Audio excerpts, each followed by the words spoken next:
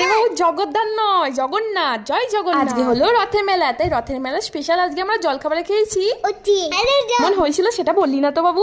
যাই হোক, লুচি আর আলুর দম খেয়ে সকাল সকাল রেডি হয়ে আমরা একদম বেরিয়ে পড়েছি জগন্নাথের মেলা। মেলা তো এখানে হয় না, কিন্তু ওই জগন্নাথের পুজো দেখতে, রথ দেখতে। যাই হোক, গুগল ম্যাপ আমাদের একমাত্র ভরসা। গুগল ম্যাপ লাগিয়ে দিয়ে আমরা চলে এলাম একটা বন জঙ্গলের ভিতর দিয়ে একটা জগন্নাথ। সেখানে গিয়ে দেখি জগন্নাথ ঠাকুরই নেই। কি করবো তখন, মনে এত দুঃখ হলে কি বলবো। যাই হোক, শিবটা করে দেখা পেয়েছি জগন্নাথ দেবের, একটু প্রণাম টনাম করে আশীর্বাদ নিয়ে চলে গেলাম সোজা। আবার জগন্নাথ দেবের রথযাত্রা বলে কথা, জগন্নাথ দেবকে দর্শন করতেই হবে, সে যত দূরেই হোক, তাই না বাবু?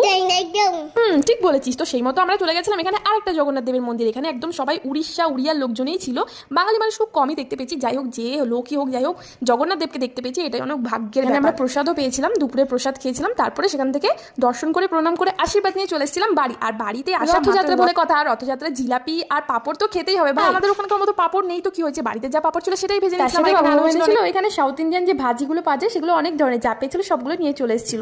খেতে কিন্তু খুব বেশ ভালো ছিল। রাত্রেবেলায় ডিনার করেছিলাম সাদা সাদা লুচি, কারণ আমাদের লুচি প্রেমী আছে বাবুর বাবা, যতবার লুচি দেবে ততবারই লুচি খাবে।